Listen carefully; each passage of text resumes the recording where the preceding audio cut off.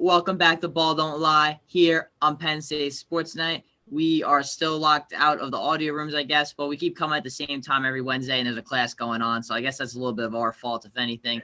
But nevertheless, I might be using an emergency laptop right now, and that might be why it looks really weird here, but Matt is still ready to go. And we're going to be starting off this podcast talking about the All-Star picks. Now, we gave our predictions, what we thought we would have done if we actually mattered and had a vote last week. Now we're going to be reacting to what the NBA actually did.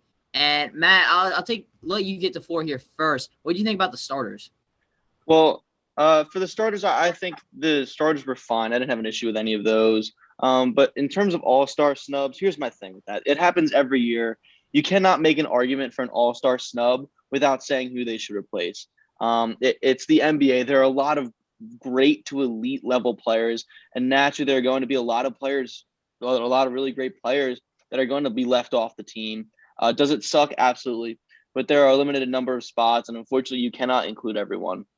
With that being said, I think in terms of the reserves, I think Chris Paul being in over Devin Booker is ludicrous. Although Booker will make it in probably to replace Anthony Davis if Anthony Davis does not play. And then also I understand Christian Wood is hurt and the Jazz are the best team in the league. But having Gobert get the nod over Wood makes my skin itch a lot. Wood had 22 and 10 while shooting 56% from the floor and 42% from three. Gobert averages 13 and 13 because he's 7 feet tall and doesn't leave the paint. You know, does he play great defense? Absolutely. But 13 points a game? Come on, man. And then also I said Vucevic made my eyebrows raise my eyebrows a little bit. And personally, I would have had Sabonis over him. I think we both had him in our teams. But Vucevic is still having a very good year for a very boring team. Continually one of the most underrated players in the league. If nothing else, I'm glad he's getting some sort of recognition. And then the final thing I'll say about the teams is, as for the Sixers, personally, if there was anyone I was going to pick to be the second All-Star of the Sixers, it would have been Tobias Harris and not Ben Simmons. Simmons has picked it up of late and has been superb on the defensive end all season long. But Tobias Harris has been fantastic since game one. He deserved recognition for his consistency. Yeah, I think my picks, I went like, I want to say I think I got like 3 wrong maybe. So like I generally agreed with the list. But the ones I did get wrong were a little bit confusing. Like how did Nikola Vucevic get an All-Star nod this year? The Magic are awful. They're like 13th in the East. And yes, they've had some injuries, of course, and maybe they'd be a little higher otherwise. But, like, they're not a good team. I had Bam Adebayo over him, I guess, for my big man in the Eastern Conference. The Heat are winning way more games. They're playing really well recently. Bam Adebayo has been the best player on that team this season. Jimmy Butler's missed a lot of games. Tyler Hero's missed some games. Bam Adebayo has had the best year of his career and was an All-Star last year. I don't know how he's not this year. I think that is a little bit insane to think about. A lot of people thought Trae Young should have made it. And while, yes, he's having a good year, I did not have him on my ballot kind of because the Hawks have been struggling recently. I had Chris Middleton in there, and he's probably like my last guy I had in there. So I wasn't too like bummed out that he didn't get in, but I thought he was having a really good year. I actually think Ben Simmons should have got it over Tobias Harris if it was up to me. He was my first guy out. I just think with Ben Simmons, like, he's playing really well recently. You know me, Matt. I call out Ben Simmons as much as a lot of people do. And I even have to swallow my words a little bit here and say I think Ben Simmons, I'm completely fine with him being an all-star. I think a lot of the stuff he brings to the table doesn't necessarily show up in the stat sheets all the time. But if he's playing with that same level of intensity, Matt, that he has been the last couple of games, I think the Sixers could legitimately have a shot even. Yeah, as you said, Ben Simmons has been playing a lot better recently. But, you know, in terms, you know, as somebody's been watching the team all year, you know, Simmons brings a lot defensively. That's obvious. You see that every single game. And you see that especially in games that he misses like he has recently. But he just has not been the same offensive player consistently throughout the year. And as for Tobias Harris, you know, he has his liabilities defensively. But offensively, he has been the Sixers' go-to guy behind Embiid. And he has answered the bell every single time. And he's consistently scored at least 20 points in a lot of games. So I think maybe it's just the recency bias, and maybe I'm just tired of seeing Ben Simmons in the All-Star game, even though he still can't shoot. But I think Tobias deserved it over him. But there's no denying what Ben Simmons brings defensively and even offensively as well. Yeah, I just think Ben Simmons is a more valuable player than Tobias Harris on the Sixers. Although Tobias Harris has had an all-star caliber season.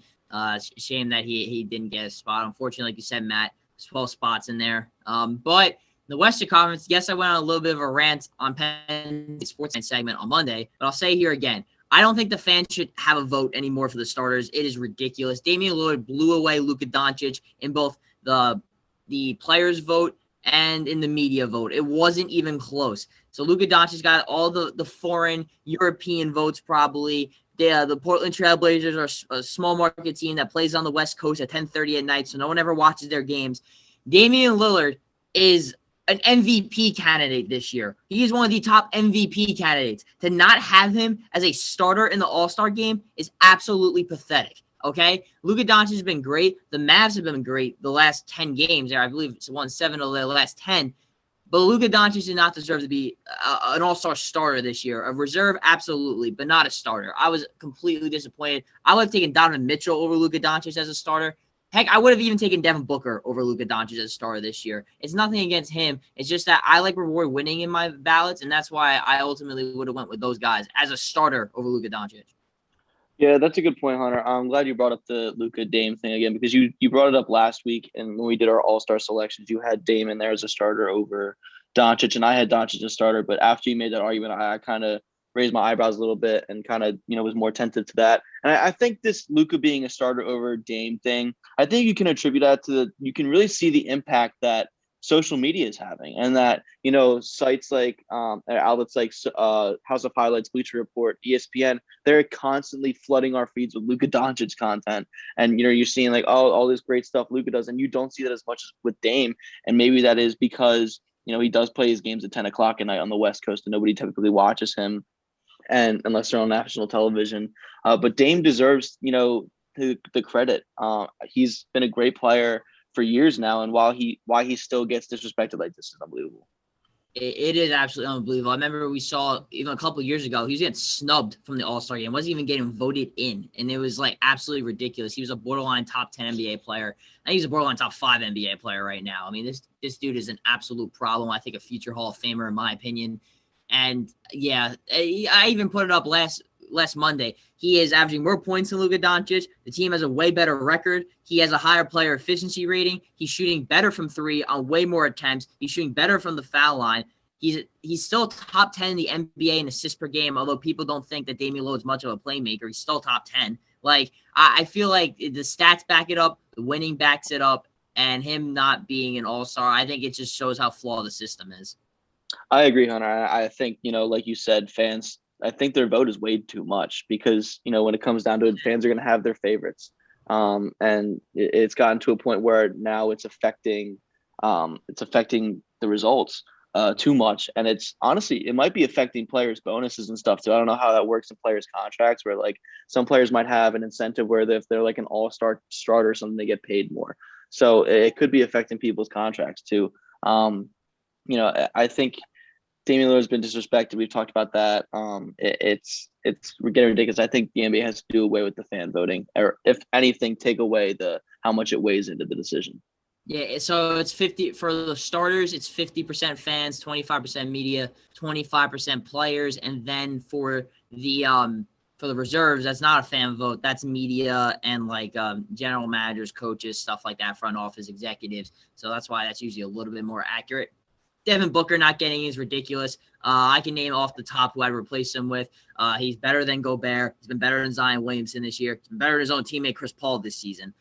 He's probably been Anthony Davis. He's probably would get it over him too. That's 4 guys I named in the West that I would take Devin Booker over. So the fact that this guy wasn't an all-star, and he probably will get in. But nevertheless, though, he's going to get in by default, basically. He should have been in the first place, a lock to be an all-star. Him not getting it, that also was super mind-boggling to me. But what do you think about Zion Williamson? One of the youngest players ever to make an all-star appearance in his second season. I believe you might have had him on your list. I don't exactly remember. What did you think about that? I did have Zion on my list. I thought he was having a good enough season to get in. I know the Pelicans have not been playing up to their standards that we set them out for at the beginning of the season, but I think Zion's been playing really well. He's shooting ridiculous field goal percentage. I can't remember what it is, but he's shooting ridiculously well from the floor. He's averaging 20-something points per game. He's playing really, really well. I would still take Devin Booker over him, but I don't think it's a matter of Devin Booker versus Zion Williamson. I think it's Devin Booker versus Chris Paul. I think it's Devin Booker versus Rudy Gobert. And as you said, I would have him over Anthony Davis too, who he will probably end up replacing. But even still, in terms of Devin Booker, it's going to be an asterisk next to his name because he got in because somebody was injured. So he was an injury replacement. He wasn't an all-star outright, which is ridiculous. But back to Zion, I think Zion did deserve to get in. He is young, and obviously you could say the same thing we'd said about Luka, where the social media has kind of forced him down our throats a little bit. But Zion is a good player, and I think he deserved to get in. Yeah, also worth knowing too. I believe there's only 3 new All-Stars this year, which is very rare. Usually, I feel like it's a little bit more. Zion Williamson was one. There was Julius Randle was another one. I don't think anyone thought he'd be an all-star entering this year. And Jaylen Brown, who I predicted on this podcast before the season even started, was going to be an all-star. I thought he should have even been a starter, in my opinion. He also got the nod. I mean, Matt, are you a little shocked there's only like 3? Usually I feel like it's a little more. Well, Zach LaVine was a new one too, so I think there was 4. Right, yeah. He got snubbed a couple of years, but I think it's 4, and even still that seems low. But in the NBA, you do have guys like that'll make it year in and year out, regardless of what kind of season they're having. They make it consistently, like LeBron, Durant, Giannis. They're going to make it every year, no matter what happens. So, I think in the NBA, there's less parity in terms of that, in terms of new players getting in. But I think 4 new players this year was fair. They probably could have one more in Devin Booker. Also worth noting too, not a lot of injuries this year in the NBA, which is a good thing. A lot of the top stars have not been hurt. They've been playing, which is obviously, for the best for all parties involved. But let's talk about the first head coach fired this season. We kind of thought it was going to be Scott Brooks. Ends up being Ryan Saunders from the Minnesota Timberwolves. Don't you worry, because there's controversy with it as well. They were able to somehow get Chris Finch for the Toronto Raptors off their bench to go to Minnesota to be the next head coach mid-season. I'm not sure how that works. I didn't know you were even allowed to do that. But non-Timberwolves players, Damian Lillard and CJ McCollum, took to Twitter saying that their former guy, David Vanderpool, who's also currently with the Minnesota Timberwolves right now, did not get the head coaching vacancy. The Timberwolves started 7-24. They have the worst record in the NBA.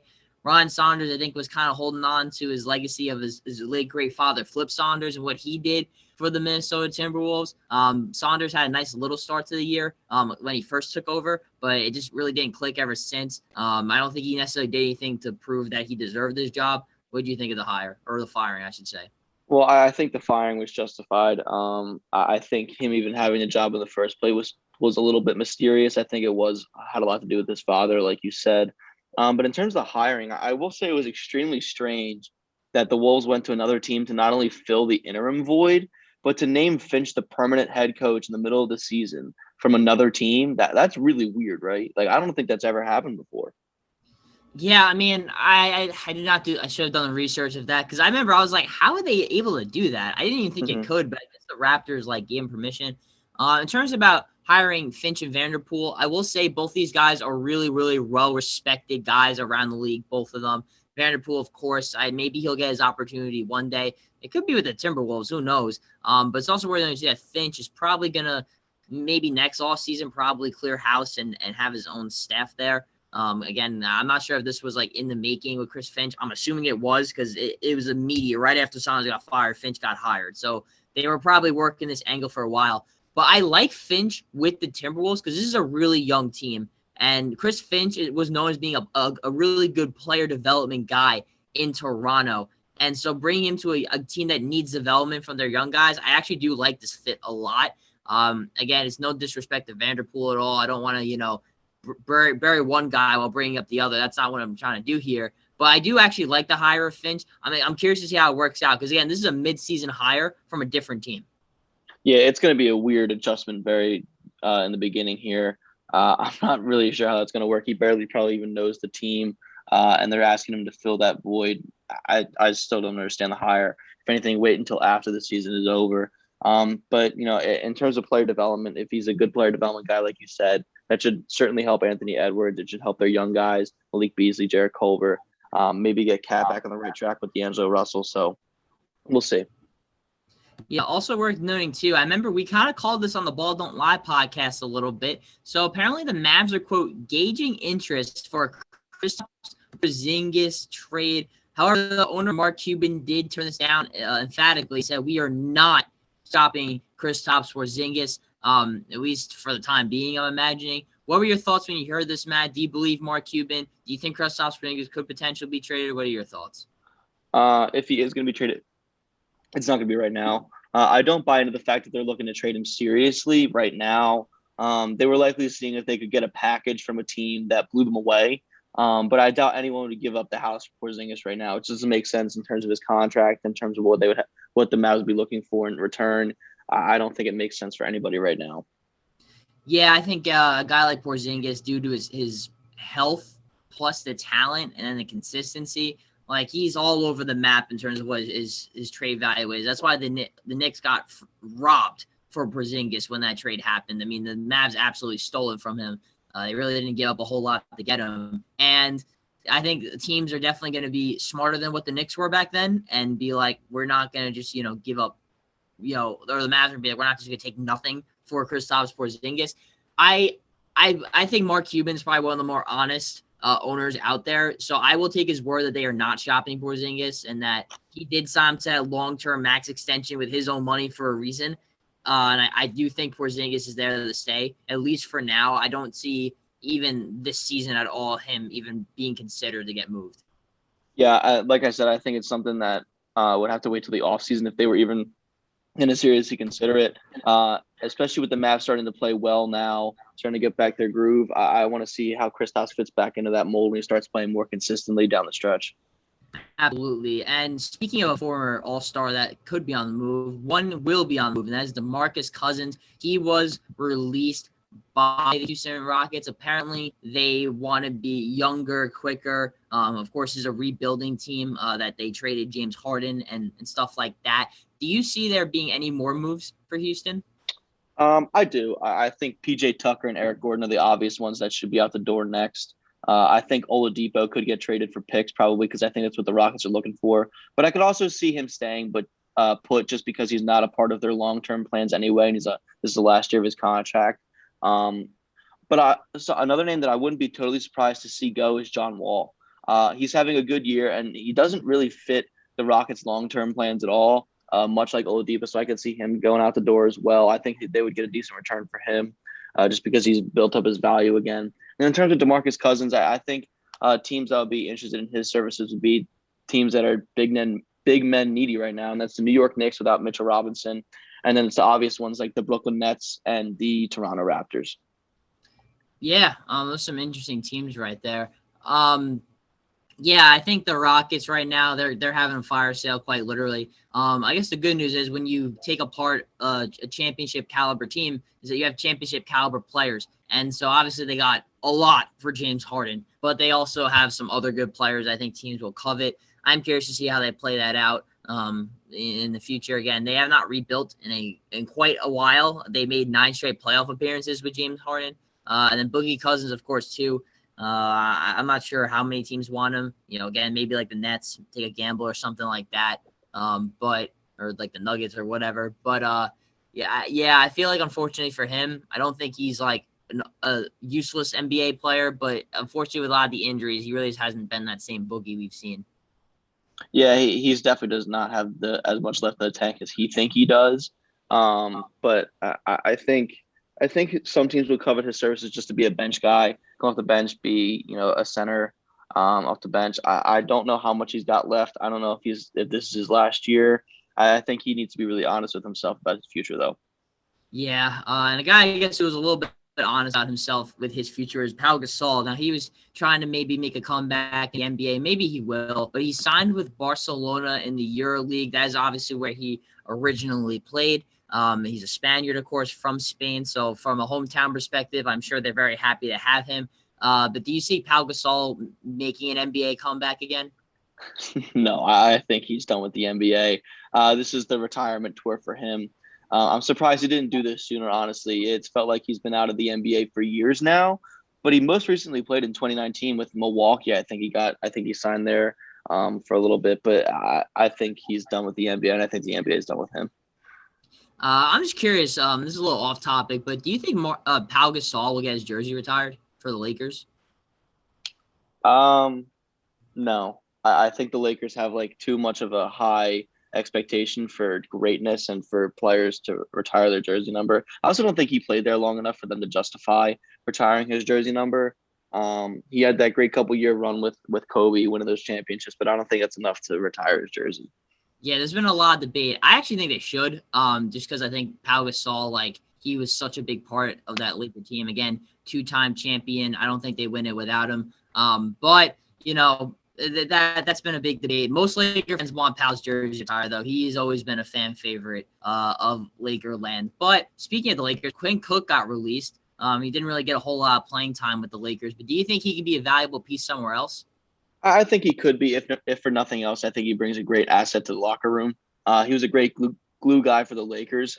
We saw that last year and even in the beginning of this year. But this signals to me that in terms of the Lakers, they are clearing space for either a player via the buyout market or from a trade. So look for something to happen with the Lakers here in the next couple of weeks. Yeah, it's true. They did cut Quinn Cook. They have 2 roster spots open. He wasn't making a lot of money, so it wasn't like they saved a whole lot. The Lakers, again, this is a deep team. They have about 11 guys, and Quinn Cook wasn't even one of them. And this guy was starting in playoff games just a couple of years ago. So, like, that just shows you how deep the Lakers are this year. Perhaps they do make a move. Maybe they try to, find another forward to help with Anthony Davis and make sure he doesn't have to rush back. But the Lakers do have a pretty good team. They've struggled a little bit recently, but it's the regular season. This is a team that's built to win championships. They're not going to rush Anthony Davis back. But a team, I think, Quinn Cook, I'm going to make a prediction here. I'm going to say it's going to happen. He's going to go to the Brooklyn Nets. They just cut Andre Roberson, Noah Vonleh, and Iman Shumpert. I remember we talked about those guys being signed just like a couple weeks ago, and now they're all gone. But Quinn Cook has a really strong relationship with Kevin Durant from the Golden State Warriors days. They brought in DeAndre Jordan kind of for those same reasons because they were really close. But I think Quinn Cook's a great locker room guy. And since this isn't a very deep team and he does have playoff experience, championship experience, I think he would actually make a lot of sense for the locker room because he is a team player and he's a winner and he's not afraid of the big moments. Yeah, I think he'd be a good fit in Brooklyn, and with the way they're shuffling that bench out of there, I think he'd probably be fit in quite seamlessly, especially with, as we said, he's a great locker room guy, a great relationship with Kevin Durant. I'm sure he had a great relationship with everybody on that team. I think he'd actually be an improvement on that bench in terms of backup point guard behind Kyrie. I think he'd actually get more playing time there than he would in LA, so I don't hate that. I don't either. I think that make a lot of sense for them. But anyways, speaking of the Brooklyn Nets, James Harden, he's still donating food, water, resources to Houston, the city of Houston. Obviously, the state of Texas went under, severe, I guess conditions, if you will, after some of the storms that they suffered. That's obviously not a state that normally goes through winter storms because they are in Texas, is a warm state. But nevertheless, though, they did. And James Harden is still giving back to the community. He's been giving back to Houston. He said that's always going to be my first home no matter what, basically. What do you think of the acts? Do you think James Harden gets kind of a bad rap of being like this bad guy, even though he does actually do a lot of these honorable deeds? I think he does. Let's be real, though. He was kind of a, what here at the end of his Houston tenure. But I think deep down he is a good guy. He just wasn't happy in that situation anymore. I say good for him. I'm glad he's still able to disassociate that city from all the drama that's around him in his final few weeks from the Rockets. And I'm glad that he's able to recognize what that city gave to him when he was there. And I'm glad he's able to give back. Yeah, it's really a shame because I know Houston, I believe that the hurricane hit them pretty hard, right? Like that wasn't Right. that long ago. Yeah, so they've gone through quite a lot since James Harden's been there. Again, he was there for 9 years. That's a long time. Him and I guess JJ Watt were kind of like the faces of Houston. And then their other one, Sean Watson, is probably also going to leave too. So, four guys for the city of Houston that those talented players couldn't bring up a championship. But nevertheless, James Harden still doing the right thing, using his platform for good. But let's talk about Marcus Smart here too. Not necessarily on that front, but he is trying to make a return post All-Star break. He's been nursing a calf injury for quite some time. Kind of the glue guy, the heart and soul of the Boston Celtics. How badly do they need him back? Oh, they need him back bad right now, Hunter. They're slumping right now. They're below 500. And let me tell you, Hunter, they are below 500. I just feel so very bad for them. My heart really goes out to the Celtics. They're below 500. Wow. Yeah, honestly, I hope he doesn't come back at all. But that's just me being a Sixers fan. Yeah. Yeah, Marcus Smart. Well, he does put up good numbers. He's a guy whose value shows outside of what the stat sheet is. You can't measure heart or hustle. But one thing you can or cannot measure is this great, beautiful motto that we have here on Ball Don't Lie. What is it, Matt? No team left behind, Hunter. No team left behind. And just like around the association, we give our players of the week every single week. Matt, I'll give you the floor. Who's first? Joel Embiid. Let me begin by saying I recognize he struggled mightily in his last 2 games against the Raptors, which burns me to my core because it reminds me of the playoff series. But nonetheless, I had to give JoJo some recognition. Also, let the record show that struggling is 25 on Sunday and 18 last night, but I digress. Anyway, Embiid dropped a career-high 50 points on Friday night against the Bulls. It seemed like he literally could do no wrong. This seemed like his MVP moment, Hunter. It always seems like Embiid has his personal best games when Simmons doesn't play. And people often construe that to mean that the Sixers are better without Simmons and the Sixers should trade Simmons, which is ridiculous because Embiid's 2 highest career scoring outputs came in really close games against last year's Hawks, who were bad, and the Chicago Bulls, a.k.a. mediocre teams. So, I got really sidetracked there. But regardless, Embiid has continued to have truly great games, night in and night out, all season long as Nick Nurse isn't on the other bench. Yeah, it's also worth noting, too, that, of course, Embiid's going to get more shots and play better or I shouldn't say play better, but, like, he's going to get more shots and score more points when their second-best player is not playing because he has to step up and contribute more. That's how basketball works. It's a next man up kind of mentality, and Embiid rises to the occasion. Now, a guy who I have on my list, and I feel like, Matt, we said this before, every time we call out somebody on our podcast, they all of a sudden just start playing better. I don't know if they're listening or not. They're hearing the noise. But Jamal Murray now fits in that list. We both said that this guy needed to play better. He got off to a not-so-great start after a phenomenal bubble performance. But he's the leading scorer in the NBA over the last week with 34.7 points per game, shooting 61.9% from the field, 55.6% from 3, and 91.7% from the free throw line. Those are nutty numbers. Where was that all season, Matt? Yeah, Hunter, that's crazy that you would bring up Jamal Murray because I think this is the first time all semester that we've had the same player on our list. Jamal Murray was also on my list. His 50-point game the other night, he had 50 the same night as Embiid, actually, which is really ironic. But his was more impressive, in my opinion. He was 21 of 25 from the field, 8 of 10 from 3, and scored 50 points without attempting a single free throw, which is mind-blowing to me. And, we called him out a few weeks ago, as you said. He obviously must be listening. Jamal, thanks for the listen, man. Be sure to like, subscribe, and don't tell Jokic I think Embiid's better. Yeah, also click that bell as well. All that fun stuff. Nevertheless, though, yeah, Jamal Murray has definitely rose to the occasion. We both had him on our list, which is pretty rare. I'm pretty sure you're going to have the next guy on my list, too, David Nwaba from the Houston Rockets. He had a combined 8 blocks and steals over the last 3 games. He's also taken at least 7 shots per game, including 10, I think 16 in 2 of those games. So he has been a lot more aggressive offensively. He's averaging 16 points per game on 57.6% shooting from the field. He's a former dark age Laker. I know you say the process 6. I call my Lakers the dark age Lakers pre-LeBron era. He was a part of that team. They discovered him, and now he's an up-and-coming superstar. Well, I wouldn't go as far to say superstar, but he is playing a lot better. And I think he's playing a lot better, and I think he's getting more minutes down there in Houston, especially with all the injuries going on right now. Trying, as you said, the youth movement going on there in Houston. I think he's playing a lot better. He's a great defender, and if his offense continues to improve, I can see him carving out a nice role for himself in Houston, and maybe be part of that rebuild. Yeah, maybe he's a trade piece too. Who knows? But anyways, Matt, who's last on your list? Damian Lillard, a guy we brought up before, talked about him a lot, but in his last 6 games, it seemed like he was on the All-Star Game revenge tour.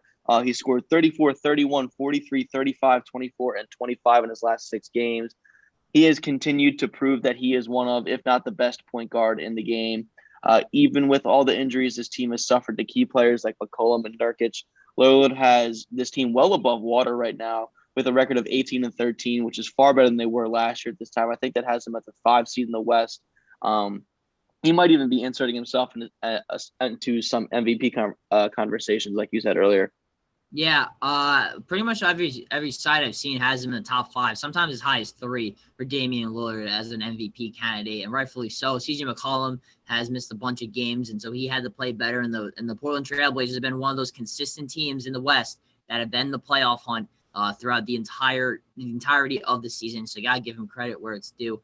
And like you said, I think him and Steph Curry, it's like neck and neck who's the best point guard in the league. I just give the edge to Curry just because I think he might be I think he's the second best point guard of all time, and he's in the prime of his career right now. So I think that he has to probably get the slight edge over Damian Lillard, but Damian Lillard is also a monster ttoo, and he does not get disrespected on this podcast. Not a chance.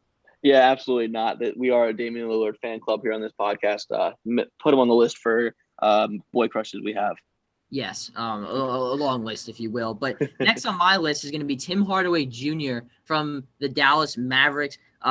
Despite the inconsistencies of their team throughout the entirety of the season, he has been one of the consistent driving forces next to Luka Doncic. He's averaging, I believe, 17 points per game on the season, averaging 21.5 points per game, though, during the last week, shooting 48% from the field, 85% from the foul line, which are both higher than what he normally does. And the reason why I have him on this list is because he's actually not shooting really well from 3. He shot 0 of 8 their last game, but nevertheless is still proving that despite maybe his best skill being taken away from him or just not working, he's still able to affect the game in other ways. The Mavericks are winning a bunch of games during this stretch too. Like I said, 7 of their last 10. They're climbing their way back into that playoff hunt. And Tim Hardaway Jr. has been a really nice get in that Kristaps Porzingis trade. So they got literally 2 starters from the Knicks for basically Dennis Smith Jr.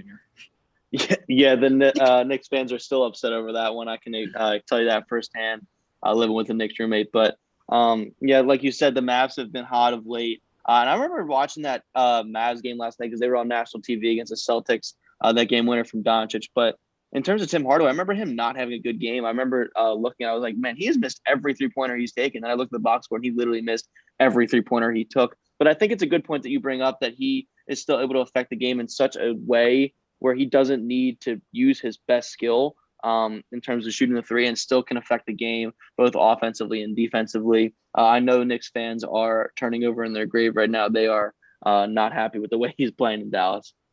Yeah, I remember I said, I think one of our first ever episodes of Ball Don't Lie, me and David Green, we made like an all NBA, like underrated team. And Tim Hardaway Jr., I say he's the most underrated player in the NBA. I'm not saying he's like an all-star or anything like that, but he's just a really, really good player. But we're going to talk about some of the best players in the NBA next year, given our midseason awards, if you will. Let's start off with the MVP. Let's go from the top. Usually most of these awards are kind of decided by, this point of the season. It's kind of obvious who's going to win. The MVP is still very up for grabs. So many guys are having great seasons, and I feel like it's really going to come down to the wire. But, Matt, I feel like I know your answer here, but who do you have as your MVP right now? Well, Hunter, it's funny you say that because I feel like I kind of know your answer. So I'm going to make my argument for Joel Embiid. Yes, he has missed 6 games this year. That being said, part of the reason he's had to miss games with back tightness is because your boy, LeBron James, shoved him in midair and he fell on his back. But I digress. He's averaging 30 points and 11 boards while playing all NBA type defense. The Sixers are 1-5 without him, which proves just how valuable he is to his team. And let's not forget the name of the award is the most valuable player, Hunter. He has had a double-double in 18 of the 26 games he has played in, and he scored over 30 points in half the games he's played in. He has been one of the main reasons of the Sixers to the top of the Eastern Conference right now. If you need more reasons, don't fret. I have some cool reasons. He just recently became a dad and has some newfound dad strength. He encourages fans to get loud, even in empty arenas. He has an awesome accent. I'm sure you've heard that. What more do you need, Hunter? Yeah, I feel like maybe those last 3 points really just kind of put him over the top, I guess. Yeah, exactly. Yeah, right now I will say LeBron is going to still be my pick right now. However, though, if the Lakers keep struggling, I might have to change my mind. But the argument I'll make for LeBron is that this guy, while he maybe doesn't average as gaudy numbers as maybe Embiid is this year, or Nikola Jokic, Steph Curry, I just feel like this guy finds ways to win games no matter what by any means necessary. And while Embiid is having a great season, the Sixers are having a great season. I've yet to see it in the playoffs. It is a regular season award, but I do think you also have to factor in that a little bit too. LeBron in year 18 is doing stuff that we have never seen before. And I think the media is going to fall in love with that. now voting LeBron for MVP is cool all of a sudden. It hasn't been for 10 years, but now it is. I see we said every year LeBron should be the MVP. But I think if the Lakers can rebound a little bit after a slump and they can start winning some games again, I think LeBron can help his case. Well, here's the thing with the one point you brought up, Hunter, about the playoffs, maybe having a little bit of factor in there. I see how that could be a point for LeBron, but in terms of Giannis won MVP before he had won a playoff series, I think that's true. Steph Curry won an MVP before he had done anything in the playoffs. So I don't know if I buy that, especially since it is a regular season award. So I think that helps out Embiid a lot. And I think, the voter fatigue in terms of LeBron could also help him out a lot. But as you said, I think the media and Sports Center and Bleacher Report are going to fall in love with the LeBron narrative of year 18 and still doing this, especially in the year that Tom Brady won the Super Bowl. So. Yeah, I think that's definitely going to play a part. It doesn't for me. I think right now, and I'm saying I don't think LeBron has ran away with it at all. I think it's really close. Embiid would probably be my runner up, and then like maybe Jokic or honestly probably Damian Lillard, to be honest with you, would probably be like following up after that. But I think this MVP race is really interesting, just given the fact how close it's been. I really do think it's going to come down the wire. But Rookie of the Year, Matt. It seems like LaMelo Ball is by far in the lead. Do you think anyone's even going to come close to getting him? No, let's not spend too much time on this one, Hunter. We both know that it's LaMelo Ball. He's averaging 14.5, 6 and 6, and has already inserted himself into the starting lineup, which has been pretty impressive for a rookie. Since becoming a starter, he has scored 17 or more points in 8 of those 10 games and has scored at least 20 in half of them. He has also improved as a shooter midseason, which is impressive enough for any player, let alone a 19-year-old. This is as clear-cut of a winner as there is. Yeah, I wouldn't be shocked if this is a unanimous vote, to be honest with you. I think John Moran, one person didn't vote for him last year and voted Zion instead. There's no Zion Williamson here with LaMelo Ball. He's going to run away with this award. I think it's going to be unanimous, to be honest with you. I don't think anyone. Sixth man of the year also. I know you were really riding high for Shake Milton, but Jordan Clarkson seems to be running away with this award, Matt. Is that still your pick? Oh, how I wanted to be Shake Milton so bad. But it is obviously Jordan Clarkson. He's averaging 18 points per game off the bench, top scoring bench player in the league, I believe. He has really found himself in Utah. We talked about it in the offseason after the bubble and before this season started. We said him going back to Utah was a great fit for him and for the Jazz. With the confidence this man is shooting with, you can tell he was groomed by Lou Williams, Swaggy P, Nick Young, and J.R. Smith. I saw something on Twitter this morning that made me laugh. It showed a picture of Clarkson the year before he played with J.R. Smith and a picture of him after a year of playing with J.R. Smith. And it's quite funny because you can see all the tattoos that he got in just 1 year. Yeah, he was hanging out with Henny God himself, J.R. Smith, a little bit too much. But J.R. Smith didn't win a sixth man of the year also in his career with the Knicks. Had a filthy season, very underrated one. Jordan Clarkson is probably not having an underrated one. I think everyone is understanding how good he's been. Borderline all-star even. Jordan Clarkson's been really, really for Utah. Next up on this list, let's go with Coach of the Year. Right? It's always a couple guys you can really kind of waver here, but who would you give it to? Well, I was really, really tempted to put Tom Thibodeau here, but I decided to go with Quinn Snyder. Right now, he's just got this Jazz team playing absolutely out of their minds as they've won 21 of their last 23 games, an incredible run. The Jazz have the best record in the league at 25-6, which I don't think anyone would have predicted to start the season. You can make an argument for some other coaches, but I think this is ultimately the right answer. Yeah, Tom Thibodeau's done a great job with the Knicks. Give the credit where it's due. Also, Doc Rivers has had a phenomenal season with the Sixers. Guys like Embiid, Tobias Harris are having their best years yet with him, and I don't think that's on accident. Also worth noting, too, Monty Williams has done a great job with the Phoenix Suns. While, yes, they did get Chris Paul and some other guys, I do think he really established that culture in the bubble and carried that over into the regular season as well. And he was a phenomenal coach in New Orleans. So I'm glad that he finally got his head coaching job yet again with the Phoenix Suns. I do have to say Quinn Snyder is going to be Coach of the Year here. If the Utah stays at that number one spot, they have the best record in the NBA. A team that no one really thought was going to be the number one seed in the NBA. I'm not saying they're the best team, but they have the number one seed. Winning matters, especially with Coach of the Year most of the time. And the Utah Jazz have done nothing but win games and make themselves a potential contender. I'd have to go Quinn Snyder here too. Yeah, and it's not like they're playing a bunch of teams that, aren't great. They've played in a tough Western Conference. They've beaten some really, really good teams. They beat the Clippers the other night. They've beaten the Sixers. They've beaten the Lakers, I think. I'm not sure. I don't even know if they played. They have not played the Lakers yet. They are playing Okay, tonight. so if they beat the Lakers, that'll be an impressive win on their resume. They've beaten a lot of really good teams, Hunter. I just think this isn't a fraud award. I think this is a good idea to give it to Quinn Snyder, and I think like MVP, this is a regular season award. It has no basis on playoffs. So if you have the best record in the league in the regular season, you're more than likely a favorite to win the award. And I think Quinn Snyder is actually a phenomenal head coach. I think he's actually one of the best in the NBA, regardless if he wins it or not. I think he's been for quite some time. Defensive Player of the Year, Matt. Who would you give it to?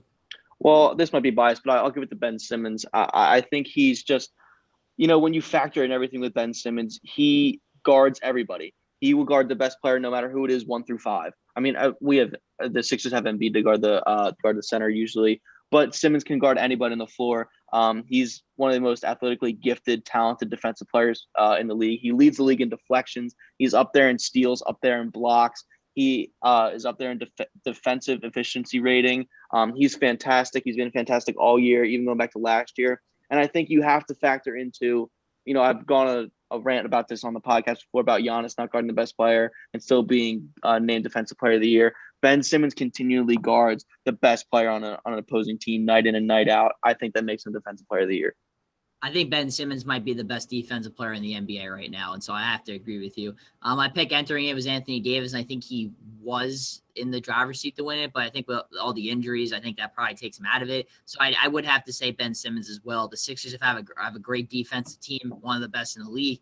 Ben Simmons, like you said, takes the initiative to actually guard the best player. I've never discredited Ben Simmons' defense. It's why I wasn't mad with him being an all-star, because I think defense matters. If Gobert's going to get in, Ben Simmons definitely should. But I do think that Ben Simmons is more deserving of Defensive Player of the Year, and that's really been his miss this season. Yeah, if Rudy Gobert wins Defensive Player of the Year over Ben Simmons this year, I think you might see me run straight to Utah and throw a riot myself. Okay, but you never know. The NBA loves voting for Rudy Gobert. They have like a crush on him. He's a darling, I guess, if you will. But we're going to talk about some surprise teams too. Me and Matt each gave a surprise team, one that was really good this year, has been really good, and one that hasn't been. Let's start off with the good news here, Matt. Who's someone who's impressed you? The New York Knicks. Man, oh man, I feel dumb now for an argument about whether or not this team was ready for Chris Paul. They really made me eat my words there, which seems consistent with the Knicks because RJ Barrett maybe do that as well. But the Knicks are currently 15-17. Which isn't going to blow anyone away, but it is far better of a record than I or anyone else outside of Manhattan expected them to have. Tibbs got this team playing great basketball as their first in defensive rating. Julius Randle has been fantastic. Emmanuel quickly has been great as a rookie off the bench. As I said, RJ Barrett has made me eat my words. The fact that this team has a legitimate shot to not only make the playoffs, but I believe be competitive in a first-round series is amazing to me. That was my team too, the New York Knicks.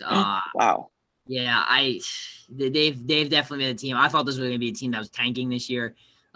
They've had a lot of players just step up. Tom Thibodeau, they've bought into his system. They have one of the best defenses in the NBA too. Is worth mentioning that. And in a league that a lot of teams don't like to play defense, they do. They get in your face. I think Tom Thibodeau, some of his other head coaching opportunities, they weren't great. I just don't think the team was really built for what he wanted. This team was built for what he wanted. They play hard every single night. And that's enough to get you into the playoff conversation in the East. And they've had players have productive seasons. I have to agree. I think the Knicks have been the biggest pleasant surprise this year. Absolutely. And with defense goes a long way, man. We've talked about it. We talked about it on a segment in Sports Night. We talked about it on this podcast ad nauseum. Defense will win you games. And, the Knicks are doing the opposite of the NBA right now. And they're not scoring as much, but they're playing great defense, and they're still winning a lot of games. So I think, even the fact that they're competitive in every game they play is a win for Knicks fans. Yep, and they're playing their brand of basketball. It's a lot slower paced. They're a little more methodical, but that throws off a bunch of teams that like to run up and down. So I guess the next question here, Matt. Let's see if we go 2 for 2. Who's a team that's been disappointing for you? The New Orleans Pelicans. I thought is that who you had too? Yeah. I mean, I guess it's just too obvious, man. I mean, with Jeff Van Gundy being the hire, or no, not Jeff, Steve Van Gundy being the hire, I thought, that they would really turn it around. I thought they were trying to take that next step. Zion's an all-star this year. Brandon Ingram is still playing well, but they just have not been able to find a way to win games. Their defense has been piss poor all year long. Lonzo Ball has been kind of inconsistent. And it just feels like they have not been able to put everything together. Maybe Steve Van Gundy isn't the right guy to coach that team, but regardless, I think if they don't turn it around quick, I think there's a chance they could blow up this young core. Yeah, Stan Van Gundy first off. Yeah, I was like, I hope he corrects himself here. But then you double down. Anyways, though, I was double wrong. Yeah, double. But like you said, Zion Williamson was an all-star. We both agreed on that. Brandon Ingram, while he's had an all-star season, I couldn't put two Pelicans in there. It's just like they're under 500. I'm not going to put a team under 500 with two all-stars. It's a little ridiculous. Lonzo Ball has played better as of recently after we called him out. That's how it typically works. They have talent there. I don't really think that's their issue. I just don't think they have a great identity right now. And maybe because of a shortened offseason, they're still trying to figure out this offense or Van Gundy's philosophy. I'm not exactly sure. I don't think it's that they're not bought in or anything like that. Maybe our expectations were a little bit too high. I have no idea. I thought they'd be a playoff team this year, and they still could be. They're only a couple games out of the 8th spot, so you never know. Winning like 4 or 5 games in a row, you're right back in the hunt. But yeah, this is a team I had high expectations for, and they really haven't been playing that well. Yeah, and it's important, too, to remember that let's not forget this is a young team. They don't have a lot of veteran guys on this team. Steven Adams, he's been hurt recently, I believe. JJ Redick is really like their 2 veteran guys. Other than that, they're still a very, very young team, even though some of those players have been around for a while, like Brandon Ingram and Lonzo Ball. They're still young guys relatively. So, it's tough. But I think maybe our expectations for this team were too lofty. Yeah, I don't know. I thought they would maybe figure it out, but maybe I'm wrong. I thought they made some good acquisitions. Some of their own players obviously are young, and I thought would have gotten better. But who knows? Anyways, though, let's transition to the Eastern Conference here. Now, the West is stacked. There's a lot of really good teams. It's going to be a bloodbath. There's only 5 teams with a 500 record in the Eastern Conference right now, and it's almost March, which is kind of pathetic when you think about it. But it just brings up a good question here, Matt, because I just kind of want to know how many teams do you realistically have the ability to kind of make an NBA Finals run here? Well, at this point in time, I could see 3 teams, but if you really want to narrow it down, I think it's between 2 teams, and I think it's Philly and Brooklyn are the main ones, and then maybe Milwaukee. Boston has really played themselves out of this conversation so far this season, and it truly warms my heart. Look, the East has been wide open ever since LeBron headed to LA, and this year has been no different. At this point in time, I think there's a strong possibility we get an all James Harden rumors Eastern Conference Finals between Philly and Brooklyn, because in all honesty, Milwaukee hasn't done much to impress me. Yeah, I also agree with you. The only 2 teams I wrote down that I think are championship teams is Brooklyn and Philly. I think it's going to come down to one of those 2 teams. I lean toward Brooklyn. I know their defense stinks, but I mean, their offense is absolutely ridiculous. I mean, it is going to be hard to stop Durant, Kyrie. And while James Harden has been great in the playoffs, he also hasn't been a non-number 1 option in the playoffs for quite some time. So I wonder if that's going to help him out at all, because I think it might. But the Sixers, obviously, they might be best defense to the team of the top teams in the East. So that you got to take that also into consideration. Probably one of the best guys to guard Ben Simmons in a playoff series, in my opinion. So I totally agree with you. I really think there's only 2 teams in there. But is there anyone who's like maybe not in that conversation right now that could potentially boost themselves in it? Don't look now, Hunter, but here come the Toronto Raptors. After struggling mightily to begin the year and making me look smart for saying they would take a deep dive this season, they have since turned it all the way around and made me look like an idiot, and are sitting at 505th in the East with Nick Nurse at the helm, who is someone that I believe is one of the best coaches the NBA has to offer. You can never count this team out, Hunter. They may not seriously compete with the big boys, but they'll certainly make it tough on them, I think. Yeah, I made that pretty well aware, Matt. That was a big disagreement we had was with the Toronto Raptors, and they're starting to play a lot better recently. Yeah, I think they can make it competitive. It's really hard. I mean, if Milwaukee can kind of get their act together, I think that's an interesting team. But I'm going to bring up another team that people are kind of sleeping on right now, Miami Heat. Let's not forget this team went to the NBA Finals last season. They were not healthy to start the year. They're playing way better recently. They have championship experience. They, quite frankly, don't give a damn about who they play. They just put their nose in the dirt, and they go out there and win games. They did that in the NBA bubble. It's one of the most mentally tough teams. We have yet to see that from Philly and Brooklyn, if I'm being completely honest. The Heat are the defending Eastern Conference champs. I don't think we should be counting them out. That's a good point, Hunter. I just think, for me, the reason I didn't put the Heat on my list and as a team to look out for is the fact that they're currently 10th in the East. And I know the bottom of the East is kind of a crapshoot right now. There's a lot of those teams are pretty pitiful. I think that he could easily climb out of that and maybe even play themselves out of the play-in tournament. But, I think right now, I think the Heat are just, at this point in time, even if they play really well, they're going to get a bad matchup for the first round series. Yeah, well, let's not remember this team. I mean, it was in the bubble, but they were a 5 seed last year. This was not a team Right. that had way to the NBA Finals at all, and then had to play the Lakers, where they were heavy underdogs, and still took them to 6 games. But so I just don't question the heart of a champion. I think that Miami Heat are legit, and I think that they're going to start turning it around this season. But so definitely, like you said, Matt, there are definitely some teams that have really hurt themselves. A little fun fact here that I recently saw: the Bucks are 25th in defensive rating against teams with top 15 offensive rating. So basically, when they play a top half offensive team, their defense takes a plummet. Apparently, 2 years ago they were first in this, and they were like fourth last year. So these defensive issues with the Milwaukee Bucks, do you think they're going to be able to overcome them at all? I think it's going to catch up with them, especially having to play teams like the Brooklyn Nets eventually. I mean, the Brooklyn Nets are obviously the best offensive team in the NBA. There's no doubt about that. With KD, Kyrie, and James Harden, there's no debate about them being a great offensive team. I just don't think the Bucks match up with them well at all. I mean, you can make an argument that the Nets don't have a good matchup for anybody. And I think I don't think the Bucks match up well with the Sixers either. If I'm being quite honest, I think Giannis has played really poorly against Sixers in the past, and I think honestly, we could take advantage of him defensively. He's not been the same player, and it's especially with the whole team not being as good defensively. I think honestly, I think this team is pretty fraudulent. Yeah, because I think a big reason why they've been great the last X amount of years is because their defense is great and they make a lot of threes, but their defense isn't there. I think the Bucks are going to be a team that gets knocked in the first round. I do. I think one of those lower tier, second tier Eastern Conference teams like the Pacers, the Heat, maybe the Raptors, if any of those teams, maybe even the Knicks, if I'm being completely honest, if one of these teams plays the Bucks in the first round, I think they're vulnerable. I really do. I don't think this is a team built to win a championship.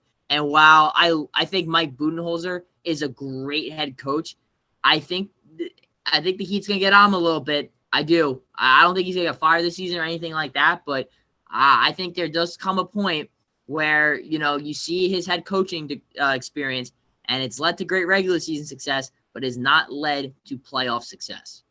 That's a great point, Hunter, and especially the last 2 years being the 1 seed and not even not making it to the NBA Finals and honestly not being particularly close. Last year, obviously getting swept in the second round. That's embarrassing, especially for a team that was, number 1 overall seed. And, we saw the same thing happen in Atlanta where his teams were really, really good. That they had that 1 year where they were the number 1 seed in the East and they got smoked by the Cavs in the Eastern Conference Finals. So, this is a guy that does not have a great playoff pedigree, like you said. And I think that could catch up to him. And I think Milwaukee fans are going to start getting antsy. Yeah, when you have a guy like Giannis, I mean, normally in small markets, you're not as willing to push your head coach out, especially when you have a good one. However, though, you got one of the best players in the league. You've done great stuff in the regular season. When's that next step going to be taken? And as we know, Matt, it's a lot easier to fire a head coach than to trade players. And who knows, maybe Budenholzer's leash gets cut sooner than later. Yeah, I mean, it certainly seems like if things keep trending this way, that could be a possibility. Yeah, another team, too, is the Boston Celtics. I mean, we talk about they're not even 500 right now. Now, let's say they have had some injuries. It has not been a smooth sailing ride for the Boston Celtics this year. Kemba Walker looks like a shell of himself. Marcus Smart is out. Jason Tatum has missed games. Really, the only consistent guy has been Jaylen Brown. Peyton Pritchard's missed games. This is a team that is kind of on a huge downward trend right now. A team that is fighting for their lives in the playoffs, to be honest with you, yet along even being a top-tier Eastern Conference team. What are some of the issues with the Boston Celtics as you nod your head? Well, I think they're really missing Marcus Smart right now, honestly. Jason Tatum has not been the same coming back from COVID. Kemba Walker has not been the same at all since coming back of an offseason knee surgery, I believe. So I think they're really suffering there. Jaylen Brown, as you said, has been the only one that has really played well for that team. They've had a lot of injuries, yes, but I think their big issue right now is the fact that they have no depth at center, and their centers, even the ones they have, they are not good. Coming into the season, I thought that was going to be their Achilles heel. against the good teams, but it's been their Achilles heel even against the bad teams too. Hunter, all I got to say is a damn shame. It's a damn shame, Hunter. Yeah, the go off that last point. This is a soft team. They are not big at all. They can get pushed around so easily, and we've seen honestly. While in today's NBA, it's the small, quick teams that typically do well and stuff like that. Let's not forget the Lakers just won a championship, and they were like the biggest team in the NBA. They were just beating up on teams left and right. It's why a team like the Clippers struggled because they were small and didn't have the size to bang with the beasts, if you will. And the Celtics. That is an internal problem that is probably unfixable, at least for this season, is that they are just not tough. And having, their dog, Marcus Smart, out, who adds that level of toughness, does not help. On the contrary to Mike Budenholzer, I don't think Brad Stevens is in fear of his job, in my opinion. But I do think the Celtics have had a pretty rough season, and I think a lot of their issues I'm not sure are fixable.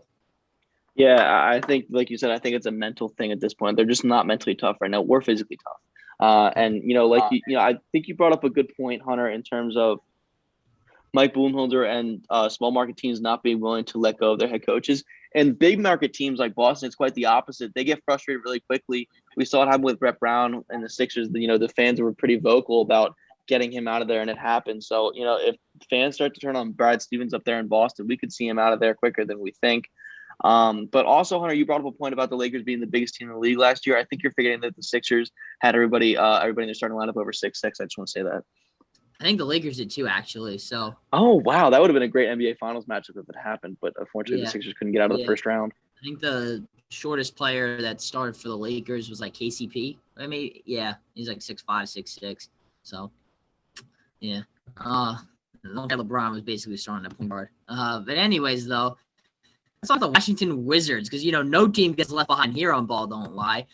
They were on a 5-game win streak, but they got blown out by the Clippers. But nevertheless, one of the hottest teams in the NBA right now. They beat Celtics, who we just talked about. They beat the Houston Rockets, the Denver Nuggets, the Portland Trailblazers, and the Los Angeles Lakers. This team is 8-9 against teams with a above 500 record, and 3-9 against teams under a 500 record. Matt, why is this such an enigma? I don't know, Hunter. It's pretty weird. But let's also remember, that's a great stat, and I'm sure it's something that ESPN is going to have a freaking ball with. But this team is still 11-18. Let's also remember, Hunter, that those games against teams under 500 count just as much as the games against teams with winning records. So, I think, being 3-9 against under 500 teams is a problem. Yeah, and it's also worth knowing, too, I think the Pistons are also like this also, where their record's way better. Why that is beyond me. That they're not even taking teams that are probably realistically more on their level, not seriously enough. As 3-9, that is a weird stat. But Bradley Beal, he's an all-star starter. We both agree that should have happened. He's by far the leading scorer in the league. By far, not the issue with the Washington Wizards right now. He was asked why the Wizards have been playing so well. He didn't say it was because of him or even Russell Westbrook. He said it was because of the role players. And guys like Rui Hachimura, guys like Robin Lopez have stepped up a lot defensively. So is Deni Avdija coming into his own as a rookie. Even getting some nice contribution from Raul Neto and another former Dark Age Laker, Mo Wagner. So, this is a weird group of guys, but they have been able to win some games recently. And let's not forget they got two, top whatever players in the NBA, and Bradley Beal and Russell Westbrook. I definitely missed on this one. I thought they'd be like, maybe like one of the last teams to get in the playoffs.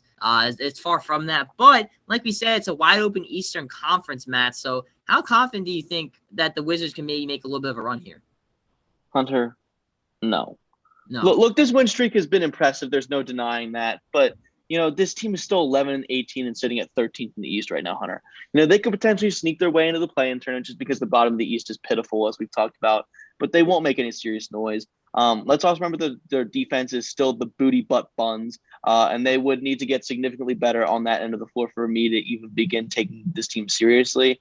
But I will say, shout out Bradley, long for Brad Beal, and a point that's not talked about enough for him. He has really stuck to the name Bradley despite so many people attempting to call him Brad. That's some real dedication. It is. Yeah, no one really says Brad Beal very much. It really is Bradley Beal. He has talked about no Brad Pitts here at all. He is putting anyone with the name Bradley on the map. That's my middle name. But yeah, shout out. Yeah, shout out Bradley Beal putting on. But despite them being 13th, they are only 2.5 games back of the 8th seed right now. So it is nuts that they are like literally 5 spots back, but only half of that amount of games. So I think that this is definitely possible. Like you said, their defense is pretty bad, but they've been playing a lot better recently on the defensive side of the ball. And then, of course, Bradley Beal is going to do his thing. Our favorite player, Russell Westbrook, he will give you good stats. But Davis Bertans has actually played really well also. He's actually hit 4 threes in 4 threes during this win streak. How important do you think he is to their future? Because they gave him a lot of money, and we were pretty critical of that. Well, he's obviously very important. And as we talked about when they signed that deal, 3-point shooting is super important in today's NBA. And he's one of those players that is definitely a great 3-point shooter. And as you said, 4 threes a game in this stretch. He's a great player, and he annoys the heck out of me because whenever he plays the Sixers, he hits like 9 of them. But he's obviously a great player. I honestly was surprised they didn't look to trade him last trade deadline. But I think they're, with the contract being what it is now, I think they probably hold on to him despite how bad the team is. I think he's probably there for the long haul as long as Bradley Beal is still there. So I think he's obviously very important to this team. And if this team goes on a run, he's going to be a reason why. Yeah, Clue, they like him a lot. They gave him a bunch of money. They refused to trade him. I'm sure they could have gotten a lot for him. But he is low-key one of the best shooters in the NBA, at least 3-point shooters. He's got a quick release, even though he's missing part of his, I think, ring finger. So What, really? Yeah, you didn't see that? Hold on, let me look this up. No. Yeah, please look that up for me. What? Probably end up being the soundbite I'm sure that we're going to use too. So we'll go back to that. Davis Bertans' hand. Trying to get a good picture of it right now. I didn't know this. This is crazy. Why is it? There's like one kind of good photo. It's a really old one. I'll zoom in on it, but like, you see that? What? Yeah. Dude, no way. Yeah. How long has that been a thing? Doesn't he shoot with that hand? Yeah, that's his right hand. Gerald Green's the same way. Gerald Green's I think is pinky or something, or the same finger. What? I know Gerald Green, it was because like he got his hand stuck in a rim when he was dunking in high school, and he literally like his finger snapped. Davis Bertans, I'm not sure if it was the same thing or not. But that is the origin of Gerald Green, at least that one I know. What? That is so gross, Hunter. Oh my god, I hate this conversation. Moving on. No, I'm not doing it, Hunter. I don't want to talk about this anymore. We won't do it. But our next NBA All NBA list, Matt, you came up with this one. It was definitely a fun one when you gave it. We're gonna continue doing this one. This one will be NBA focused though. All NBA announcers team. So basically, since we are broadcasters ourselves, we have some personal favorites that when we watch NBA games, they definitely bring a different element to it, because I do think in a lot of sports, some of these broadcasters are pretty bad and it's hard to listen to sometimes. But we're going to shed light on some of the best ones here, Matt. Either some of the best individuals, some of the best booths. Matt, since this was your list, and typically because I do this anyway, who's first for you? Well, this guy was the inspiration for me wanting to do this list. That Hornets announcer, Eric Collins. This guy has been getting so much love on social media for his over-the-top, yet completely genuine excitement for the game of basketball. In my opinion, this is the kind of guy that we need so much more of in sports. He reacts to plays and calls games the same way any fan would on their couch at home. And I think it's that simplicity that makes him so great. He has done something very hard to do in his profession, and that's become relatable. I think we're starting to get away from the Pat Summerall, Bob Costas way of broadcasting that is really unbiased, which is good in not showing favoritism, but it's also so boring. And Eric Collins is the right way, and I hope we see more guys like him in the future. Yeah, it's funny you said that, because I put their duo. Also, Del Curry's their color guy too. I think he also adds an element too. Did you see the Donovan Mitchell when he had that huge travel? Del Curry's like, come on, are you kidding me? Yeah. It's so funny. Yeah, they're a really good duo together. Eric Collins, I'm not sure how old he is, but I think, and not to go too of a tangent, but I 100% agree with you. I think broadcasting nowadays is kind of, I feel like back in the day, it was very like broadcasters, listeners, there's a disconnect. Is like watch us, blah, blah, blah. And now it seems like it's getting closer together. And Eric Collins and Del Curry for the Hornets, they do a great job captivating it and making it really entertaining from a viewer perspective. Yeah, and it's funny you brought up Del Curry too, because when they were playing the Warriors the other day, and Steph Curry had missed the beginning part of the game due to an illness, they had like literally took him off the court, and they were like, "Where's Steph?" And Del was like, "Oh, I'll shoot him a text," and they thought that was funny. But I just love how into it Eric Collins gets. Whenever LaMelo makes a good pass, or when Miles Bridges makes like an awesome dunk, even Terry Rozier's game winner the other day, he got so into it. I love seeing that kind of stuff. And like you said, I love that we're getting away from that more boring, broadcaster listener type way of doing it and more making it more relatable to the fans. Yeah, it's also worth noting too, right? They're a local broadcast, I believe, for Fox Sports Southeast. Like that's their job. Like they're appeasing the Charlotte Hornet fans. Like it is different than calling like a national game. There's definitely a big difference, and they're like perfect for that small market team. Since I also had them on my list, who else made your list, Matt? Well, so this is my homer biased opinion, but I'm going to have Mark Zumoff and Ala Abdinabi, the Sixers announcers. They're one of the most entertaining broadcasts in the sport, and that's definitely biased. Zumoff has been a staple in my life and has excitement in the booth. It really makes the game come alive, in my opinion. I don't know if you've ever had a chance to listen to him, but he has great one-liners such as turning garbage into gold, locking all windows and doors. And my personal favorite is when the game is close and the clock is winding down. He turns to Allah and says, "Hold on, Allah, we're coming in for a landing." His energy is just unmatched, and he is the voice of Sixers basketball. As for Allah, I don't think he gets enough credit as the color guy because he does a great job providing analysis and remaining unbiased while also matching Zumoff's energy for the Sixers. Even when the Sixers are on national TV, I always prefer watching local broadcast because, in my opinion, Zoo and Allah are just so much better. Just curious, Matt, since that is your team, you're from there. Did you ever look up to broadcasters growing up at all? And if so, were these kind of the guys? Yeah, I think I looked up to pretty much every Philadelphia area broadcaster. I love Merrill Reese, the Eagles guy. I know he catches a lot of flack because his voice sounds kind of weird, but I love Merrill Reese. I love Harry Callis, who called the Phillies for a while, for a long time, and I loved all of them. And Mark Zumoff was probably the guy I got into last because I honestly didn't start watching basketball seriously till like 5th or 6th grade. But ever since then, I've loved hearing Mark Zumoff call games. He's very into it, and he calls Sixers games the same way I watch them at home, but just without the expletives. So I love Mark Zumoff. All right, that's pretty interesting. Yeah, I was curious to see people like that. But my other local ones, and the next ones are a little bit more national. But I have the Raptors announcers, which is Matt Devlin and Leo Ratins. These guys, just like the Hornets, also captivate their energy. I just love their selflessness, if you will. They always have Drake on the broadcast. They're completely fine with letting him get his shine because they know the fans love it. They're very hip to it in the streets. I remember Mac Devlin made a Playboy Cardi reference during one of his games, and I thought that was the funniest thing. And they're always known for doing funny stuff. And like you said, being relatable. The Raptor fans love these guys, and a lot of times there's markets where people hate their broadcasters, but they are loved in Toronto. They captivate what it's like to be a Raptors fan. I think that's the most important thing when you're doing local broadcasting.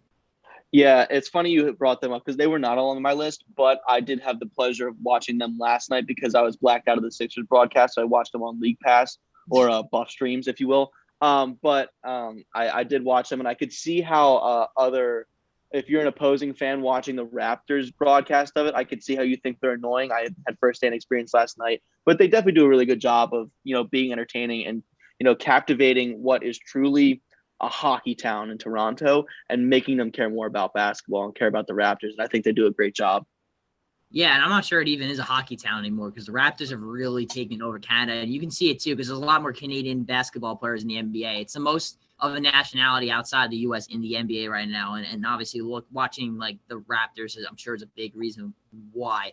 So, Matt, who else is on your list here? Well, I'm shocked you have not said him yet, but I'm going to say Mike Breen, but I'm not going to do his ESPN tandem. I'm going to do Clyde the Glide Frazier, the Knicks tandem in the booth. Mike Breen is the obvious one. We all know him for being the national broadcaster for ESPN and calling every NBA finals I've ever seen. His bang calls make the biggest shots and the biggest moments that much better. And he adds so much personality to a broadcast, despite having to fit the national TV broadcaster mold. But for our purposes, I'm talking about his Knicks broadcast. And if you're going to talk about the Knicks broadcast, you got to bring up Clyde Frazier, one of my favorite color guys of all time. First of all, his suits are one of a kind and so over the top. You just know he played in the 70s. He talks so smoothly. It's so soothing to me. Every analysis he makes a play has to rhyme. That's like his thing. So he'll say, I think it's hysterical. It'd be like, oh, Julius Randle is spinning and winning in the low post. Or Carmelo is stopping and popping on the fast break. And then another favorite one of mine is he said, the Hawks have been persistent, but the Knicks have been resistant, Mike. And, it makes me laugh every time I hear him rhyme. My favorite one of his sayings, though, has got to be when a rookie either makes a cool play or does something with a little too much energy, and he'll call them a precocious neophyte. I don't even know what that means. I didn't know what it meant for the longest time, but it's awesome. Protect this broadcasting tandem at all costs. I think they're one of the best ones of all time. Yeah, they're both one of one, I feel like, especially Clyde Frazier. He's a guy that you'll probably never see again. I went to his restaurant, actually, in the city once. Wasn't that good? Really? Not good. Oh my God. So my roommate, like I said, my roommate is a huge Knicks fan, and he has talked about that restaurant before, and he said like he always wanted to try it. So I'm interested to tell him that you didn't like it that much. Maybe it's what I ordered. It was cool. Like, it was definitely a nice place, but I didn't think the food was that great. I'm not gonna lie. Interesting. Yeah. And the half court in there is a little bit overrated too. Just saying, but it's cool though. It was cool being in there. But yeah, shout out to them. I do have Mike Breen on my list, but a different tandem. I went more national here with Jeff Van Gundy and Mark Jackson. Now, typically a 3-person booth is a little bit hard, but Breen does a great job getting both guys involved, and their chemistry is top tier. Every time I watch, it's two things. I would say broadcasting, it's important to educate and entertain. Jeff Van Gundy, Mark Jackson, Mark Jackson, of course, former player, both of them former head coaches as well, and been around the game so long. They're so smart in the way they break down their analysis, and they're also so funny together. I love their banter, like in between plays, where they just start going at each other. It's the funniest thing. And then they sometimes bash Mike Breen. He's like, "Hold on, I'm in open fire right now. I didn't ask for this." I think they're great for both of those aspects, and I feel like they just are such a great trio. You normally don't see great trios, but they really make it work. Yeah, I agree, Hunter. And I kind of knew you were going to bring up the national team, so that's why I went more the local broadcast for the Knicks. But, when you talk about Mike Breen and that tandem with Van Gundy and Mark Jackson, they're probably easily the best national TV guys in the NBA. And they just have built up a reputation where it kind of feels like you're watching a local broadcast, but they're unbiased in the way they watch games, and they just make it so entertaining. Van Gundy has this thing where he has to complain about the officials and bring up a rule change every single time he does a broadcast, and talk about what he would do. And Mark Jackson, he just always says, "Mama, there goes that man," randomly. So I think that's his catchphrase. Yeah. But I love that trio together. Yeah, I love that trio together. Big time plays. It's like, "Honey, take the kids upstairs. Dad's got this." Yeah. That's so much. And then, remember we debated about that one line he said, where it was like, "A hero's a sandwich." I mean, that brought up on this podcast as well. So Mark Jackson, I don't know where he comes up with this stuff, but it's so funny. And like we said, it's difficult for a trio of broadcasters to work. Typically, there's a lot of stepping on toes, but they have such great chemistry and they do their jobs really well. So Matt, who else made the list for you here? This one is a retired guy, Ralph Lawler. I think that's how you say his name. He was a retired Clippers announcer. This one makes me sad, man. He retired in 2019 and was one of my favorite local announcers who didn't get enough love nationally, I thought. Like any great broadcaster, his one-liners are what made him great. I remember specifically how good he was during the Lob City era for the Clippers. The lob, the jam. Oh, what a monster jam by Blake Griffin. Or when a three-pointer would go in and he would let out a long bingo. But my all-time favorite of his was when he would say, "Oh, me, oh, my." And I specifically remember him saying that after DeAndre Jordan dunked all over Brandon Knight. Yeah, and also his worth mentioning, his Twitter handle is @meomai. How could you not love this guy? That's awesome. He, like everyone else on my list, showed incredible personality and love for the sport of basketball. He was well respected in the profession. I don't think he got enough love nationally. I really wish he would come back and call some games, especially since the Clippers are so good now. And he deserves to call a great team. Yeah, and he was with the Clippers, I think, for a really, really long time. Really long time. 30, 40 years, I think. I thought that Dave, but yeah, and despite the Clippers being so bad during most of those years, he still has a lot of memorable calls. and that and any common NBA fans heard of. So you gotta give him a ton of credit there. Bingo! Oh me, oh my. Oh me, oh my. Yeah, that's I funny. love So that. next up on my list, they're a bit of a hybrid. They do local and they do national, and I think they're one of the best up and coming duos. And that's Ryan Ruocco and Richard Jefferson. They're both two of my favorite broadcasters right now. Two up and coming guys. They're not even up and coming, but like they're pretty well established. They call the Brooklyn Nets games on the Yes Network, but they also do games together at ESPN. And you can always notice the difference that when Richard Jefferson calls a game with somebody else, Ryan Ruocco brings out the best in him. I also think he's one of the funniest broadcasters in the NBA right now, and I think you need that in the NBA. Ryan Ruocco has so much energy, and he always does a great job, keeping the flow of the game, but also balancing it with being entertaining and bringing energy. But it doesn't seem forced either. Like he's very professional, but does it in a very nice, concise way, which I respect a ton as a broadcaster. He's again, a lot of these guys we mentioned are older. They're probably, in their 50s, 60s, but Ryan Ruocco's a lot younger than that. And he's definitely a star in the making with Richard Jefferson too. Well, and the thing that I've always loved about Ryan Ruocco is even when he does his broadcast on the Yes Network, he will still get excited for both teams when a big play happens. I remember specifically the Jimmy Butler shot when he played for the Sixers. He had that game winner against the Nets, and he got equally as excited as if a Nets player had done it. So I've always loved that in terms of Ryan. I think he shows excitement, but not at the level maybe Eric Collins does for the Hornets. Maybe he's a step down in terms of that level, but he definitely brings the good entertainment. And Richard Jefferson was a nice ad, man. After his playing days in the NBA, Yeah. I know you saw his interview the other week where he was interviewing LeBron after the game, and he was just making LeBron laugh. And I just love that constant player banter between Jefferson and the players. And Jefferson, he's really underrated. I think he did a Sixers national game the other day, and he was breaking down the game in a way that was really smart, but he also made it really easy to understand too. And I think that's really important and really something you can't teach a broadcast. And I think that's just something you can only get through playing the game and being a good teacher of the game. I wouldn't be surprised if he is even like a possible coach candidate coming in the next few years. But I think he does a great job as a color analyst of not only providing entertainment, but also providing education as well. Yeah, it's funny because he really is more of like an analyst in studio kind of guy, but he's really transitions his ways to being the color guy because ESPN saw his potential and they know that he was capable of doing it. And he's getting better and better as time progresses because he's only just started doing it. And Ryan Ruocco, like you said, I think because of that national experience, he's more trained to be more neutral. And I like that. Like, even like if I watch like McDonald and Nance for the Los Angeles Lakers on Spectrum Sports, they're pretty like neutral too. Like they give the other team their props and credits too. I personally kind of prefer that. I don't like when it's super skewed like that. Either way, it's kind of annoying. So I do appreciate Ryan Ruocco, trying to remain neutral and do the job. Yeah, and he does a great job too of doing it. And he's had a tough ask these past couple years calling Nets games, but it's really starting to look up for not only him but for that team, especially with the way it's turning around. And he's done a great job of calling Kyrie, Kevin Durant, James Harden playing together, and remaining pretty unbiased even when they got that trade and everything went down for Harden, and he's remained unbiased ever since. So I like him a lot. All right, and then last but not least, Matt, right? This is number 5. So who do you got? So this one also makes me really sad. It's Fred McLeod. He was the former Cavs announcer who died right before the 2019 season. He was getting ready to do that. This guy was so underrated, man. He, like everyone else on my list, showed so much personality when he would call Cavs games. He went through both LeBron eras there. His voice was so distinctive and raspy, and he poured so much passion into his broadcast for the Cavs, and that's just something you have to appreciate.